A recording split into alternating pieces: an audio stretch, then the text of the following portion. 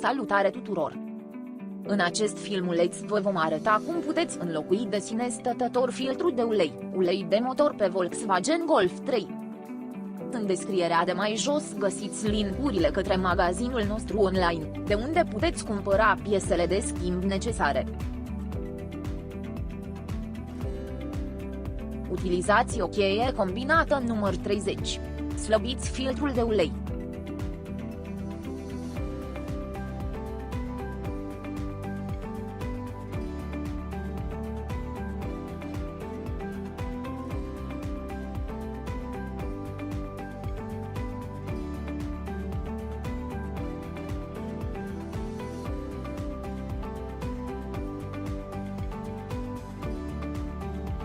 Îndepărtați filtrul de ulei.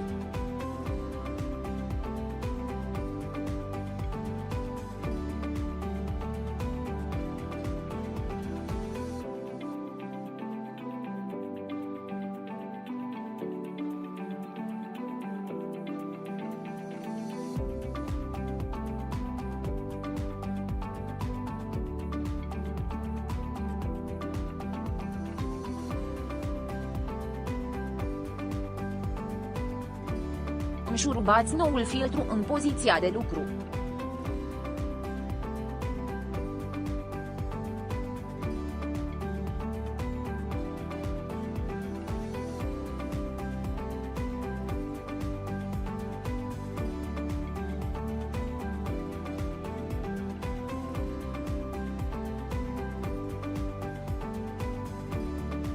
Utilizați o capăt cheie tubulară în număr 13.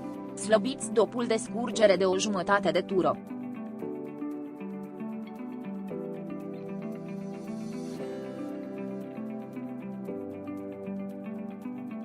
Plasați un recipient sub dopul de scurgere și deșurubați-l complet.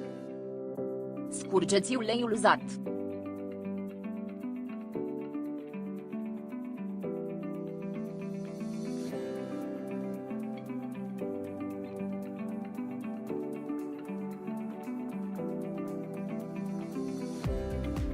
Montați dopul de scurgere în locul său și strângeți-l. Curățați zona din jurul orificiului de scurgere.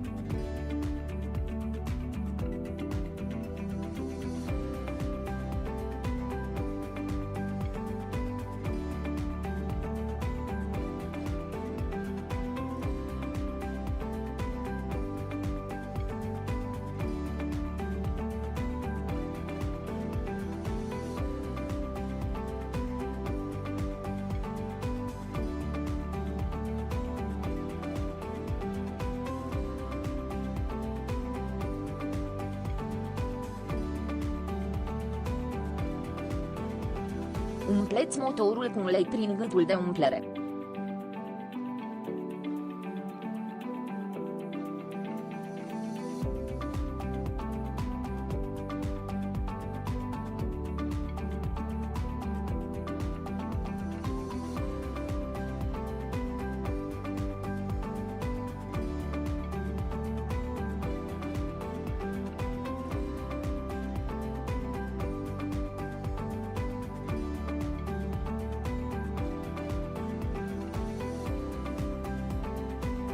Lăsați motorul să funcționeze timp de câteva minute.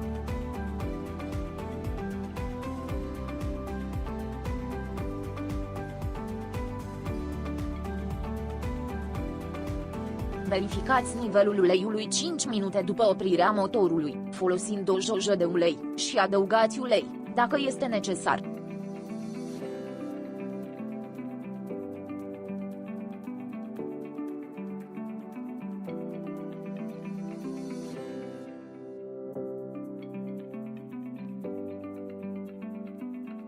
Vă mulțumim că ați vizionat tutorialul nostru.